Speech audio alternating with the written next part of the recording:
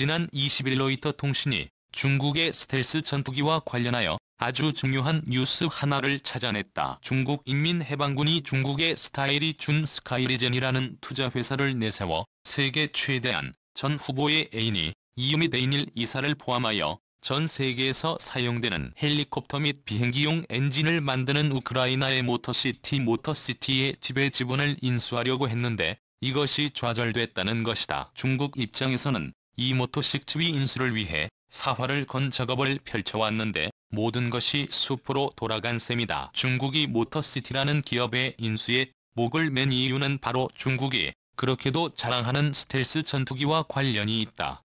중국은 왜 모터시티 회사를 인수하려 했나? 중국이 미국과 맞서기 위해 가장 심혈을 기울이는 것 중에 하나가 바로 공군력이다. 중국은 사실 항공기 제작에 관한 한 미국이나 러시아 등에 비해 한참 뒤처져 있다. 그런데 중국은 과감하게 현존 최고의 스텔스 전투기를 만들겠다고 나섰다. 비밀리에 개발을 해오던 중국은 드디어 지난 2011년 1월 로버트 게이츠 미국 방장관이 후진타오 주석과 회담을 위해 중국을 방문했을 때 바로 그날 중국 공군은 자체 개발한 첫 스텔스 전투기 젠-20 재의식 시험 비행을 보여주면서 중국의 국방력을 만방에 과시했다. 중국이 차세대 스텔스 전투기로 제-20을 개발함으로써 세계 최강의 전투기라는 미국의 922 전투기와 맞설 수 있다고 자랑했고 드디어 러시아가 개발 중인 수호이-57 등과 함께 5세대 전투기를 보유하게 되었다고 자평했다. 기체의 크기도 애플의 실이나 수호이-57과 비슷하고 장거리 공대공 미사일 등을 대거 탑재해 막강한 전투력을 발휘할 수 있다는 것이 중국의 설명이었다. 단 미국 측의 분석으로는 스텔스 기능이 아직은 완벽하지 않다는 평가가 나오기는 했다. 그러나 레이더를 포함한 항공전자 장비는 러시아보다 낫다는 분석도 있었다. 그런데 중국이 개발한 제-20에 결정적인 문제가 하나 있었다. 바로 제-20 스텔스 전투기의 핵심인 제트 엔진 문제였다. 5세대 스텔스 전투기는 압도적인 기동력과 전투력으로 제공권을 장악한다는 점에서 애플 시나리오 수호의-27 같은 4세대 전투기들과는 기본적으로 차원이 다르다. 무장이 더 강력해졌기 때문에 당연히 무거운 이륙重량을 감당해야 하고 그러면서도 민첩하고 공중기동 능력도 더 빠르고 뛰어나야 한다. 그러기 위해 절대적으로 필요한 것이 강력한 성능을 가진 제트 엔진이다. 미국의 경우 2005년 실전 배치된 F-22 스텔스 전투기는 크렛 앰퍼샌드 휘트니사가 개발한 F-1이고 엔진으로 이 문제를 해결했다. 러시아도 자체 개발한 레이를-41FLNG 엔진을 수호이-57에 장착했다. 그런데 중국은 그러한 엔진에 대한 원천 기술 자체가 없었다. 그래서 중국은 제2 5세대 스텔스 전투기에 4세대 전투기인 수호이-27에 들어가는 러시아산 레이를-31에 그의 엔진을 사용해 2단 공중에 띄웠다. 나중에는 러시아산 레이-31에 그 엔진을 복제한 W의 스틴 엔진을 장착했다. 문제는 러시아산에 의해 -31F 엔진이나 이를 복제한 W의 스틴 엔진 모두 제-20 스텔스 전투기의 무거운 기체를 감당할 만한 추진력을 발휘하지 못한다는 점이다. 당연히 이것만 스텔스기처럼 번지르르 할 뿐 실속이 매우 부족한 전투기가 되어버린 것이다. 그래서 중국은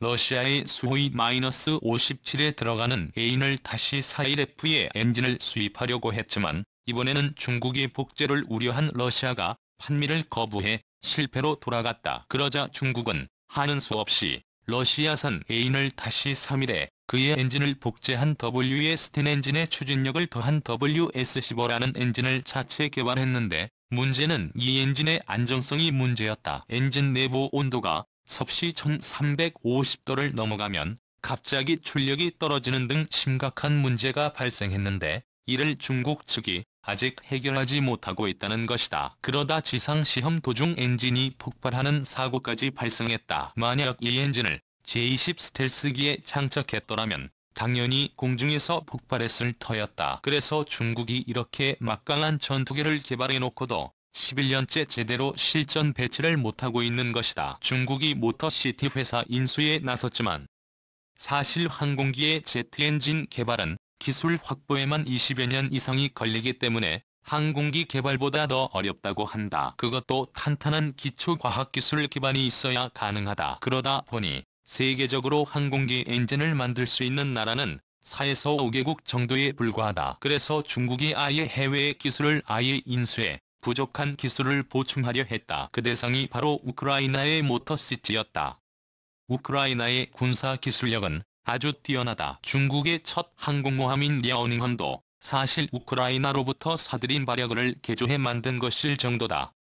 그런데 중국에게는 눈이 번쩍 이 소식이 전해졌다. 옛소련 당시 군용기와 민간 항공기 엔진을 만들던 국영기업이었던 모터시티가 경영난에 봉착하면서 매물로 나온 것이다. 모터시티는 우크라이나가 독립한 이후 민영화됐는데 옛소련 해체 이후에도 러시아의 엔진 공급을 계속해왔었다. 그러다가 2014년 러시아의 크림반도 합병으로 양국이 적대 관계가 된 이후 주문이 끊기면서 경영난에 봉착했다. 그러자 중국인민해방군은 스카이리전이라는 투자회사를 앞세워 2015년부터 은밀하게 모터 CGV 사주를 접촉해 지분을 사들이기 시작했다. 그것도 미국 정보당국의 눈을 회피하기 위해 영국령 버진 아일랜드의 마다가스카르 등지에 적을 둔 페이퍼 컴퍼니를 이용했다. 결국 그러한 중국의 작업이 미국 정보당국의 레이더에 걸렸는데 2017년 지분 몇 사실이 드러났을 때는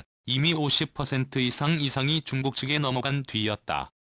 이때부터 미중 간 외교전이 본격화된다. 우크라이나 정부는 즉각 중국 측 지분을 동결하고 반독점위원회에서 이 거래의 적절성을 심의하기 시작했다. 물론 제트 엔진 기술이 중국에 넘어가 공군력이 강화되는 걸 막기 위한 미국 측의 강력한 요구 때문이었다. 그러면서 미국은 우크라이나 정부의 거래 차단을 요구했다. 하지만 중국에 대한 무역 의존도가 높은 우크라이나는 쉽사리 결단을 내리지 못하고 망설이자 2019년 존 볼튼 당시 백악관 국가안보보좌관이 직접 우크라이나로 날아가 설득 작업에 들어갔다. 미국 측이 우크라이나에 그러한 요구를 할 수 있었던 것도 러시아와 맞서고 있는 우크라이나에 15억 달러 이상의 군사 원조를 제공한 우방이었기 때문에 가능했다. 그러니 우크라이나는 미국 측의 요구를 거절하기도 어려웠다. 이러는 사이에 미국의 트럼프 행정부는 대통령 임기 마지막 날에 모터시티를 인수하려고 작업을 하는 중국의 스타일이 전혀 이해 군사 최종 사용자 밀리터리 앤드 유저엔 EU 명단이 올리면서 미국 기업과 거래를 제한하는 수출관리 규정에 제한을 받도록 했다. 미국이 모터시티를 인수하려 한 스카이일 이전의 규제 대상이 나온 것은 대외적으로는 베이징 시내의 그룹 산하의 회사를 표방하지만 사실상 중국 인민해방군이 배후에 있다고 봤기 때문이다. 미국은 이렇게 각 나라의 제품이나 기술을 수출할 때 군사 용도로 활용 의심이 드는 기업 등에 대해 수출 통제 대상으로 지정하면서 중국을 압박해왔다. 결국 미국과 중국 사이 곧 안보와 경제 사이에서 고심하던 우크라이나는 3월 11일 안보 및 국방위원회 회의를 열어 결국 미국 쪽 손을 들어주었다. 전략산업을 이런 식으로 중국에 넘겨줄 수 없다며 국유화를 선언한 것이다. 안보 및 국방위원회 렉시 다닐로프롤렉스 리 다니엘라 부리장은 다음날 TV에 출연해 우크라이나는 우리의 안전을 지킬 수 있는 기업을 잘못된 손에 넘겨줄 수 없다면서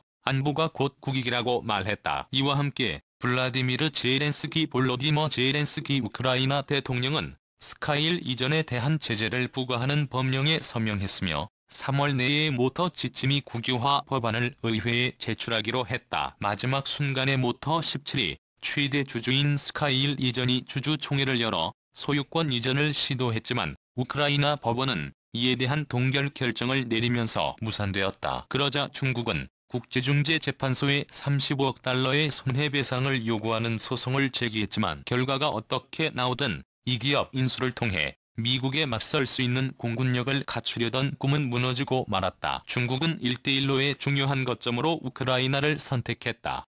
이에 따라 우크라이나와 중국 간의 무역은 대폭 확대되었고 이를 통해 우크라이나에 대한 영향력을 확대해왔다.